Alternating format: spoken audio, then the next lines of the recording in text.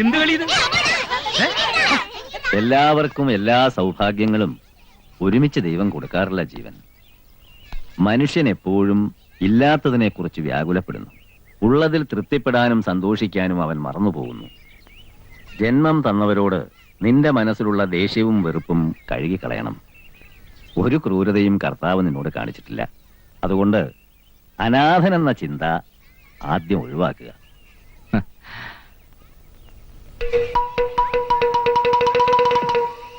എനിക്ക് വയ്യ, നീ പോയി നോക്ക്. അയ്യോ കർത്താവേ, എന്താ? ഏതൊരു സാധനം മിസൈല് പോലെ എന്റെ മുമ്പിൽ കൂടെ പാഞ്ഞു പോയി. മിസൈല? ആ ദേ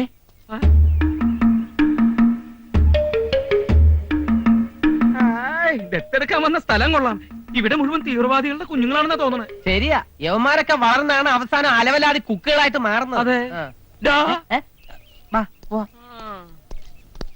ഡാ, ദേ. അവനെ കണ്ടിട്ട് ഡോൺ ബോസ്കോ പുണ്യാളെ പോലെ ഉണ്ട്, പാവം. ശരിയാ, ഇവൻ ആള് ബുദ്ധിമാനാ, കണ്ടാലറിയാം. മോനെ ഇങ്ങോട്ട് വന്നേ, അങ്കിള് ചോദിക്കട്ടെ. ആ, നീ പറഞ്ഞത് ശരിയാ, അവൻ നല്ല ബുദ്ധിമാനാ. നിന്നെ അവന് പെട്ടെന്ന് മനസ്സിലായി. ഇതാ പറഞ്ഞത് പിള്ള മനസ്സിൽ കള്ളമില്ലാന്ന്. കൊച്ചുമിടുക്ക.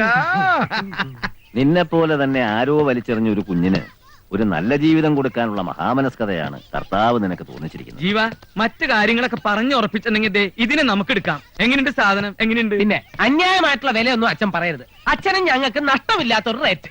മനസ്സിലായില്ല? അയ്യോ, അച്ഛന്റെ ഒരു കാര്യം. ദേ ഇതിന് ഞങ്ങൾ ഉറപ്പിച്ചു. ഒരു 5 മുറിയോ? ചേട്ടാ, നീ ഇതിൽ ഇടപെടണ്ട. കച്ചവടം ഞങ്ങൾ ഉറപ്പിച്ചോളാം. ഏത് സാധനം ആയാലും കണ്ണും പൂട്ടി വില പറയുന്ന സ്വഭാവമാണ് നിന്റേത്. 22 കിലോ ഉള്ളൂ. വെക്കണോ എന്റെ കുഞ്ഞിനെ താഴെ? അയ്യോ, ഇത് അച്ഛന്റെ കുട്ടിയാണെന്ന് ഞാൻ അറിഞ്ഞില്ല. ഞാൻ വിചാരിച്ചത് വല്ല അനാഥ കുട്ടിയാണെന്ന്. താഴെ നിർത്താൻ. Get out. All of you, get out. ഞാൻ പോവും. നോക്കി നോക്കി വില പറയാൻ ഇറച്ചിക്കടയാണെന്ന് കരുതിയോ നീയൊക്കെ? ഞാൻ അപ്പോഴേ പറഞ്ഞത് അച്ഛനൊരു ചൂടനാണ്, വളരെ സൂക്ഷിച്ചിടപെടണം.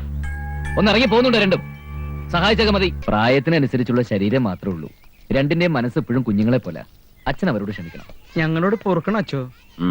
ചെയ്തത് തെറ്റാണെന്ന് ബോധ്യമായ രണ്ടുപേർക്കും ഉവ്വ്. ഞാൻ ഒരു സമ്മാനം തരുന്നുണ്ട്. ഞാൻ അടുത്തുവാ.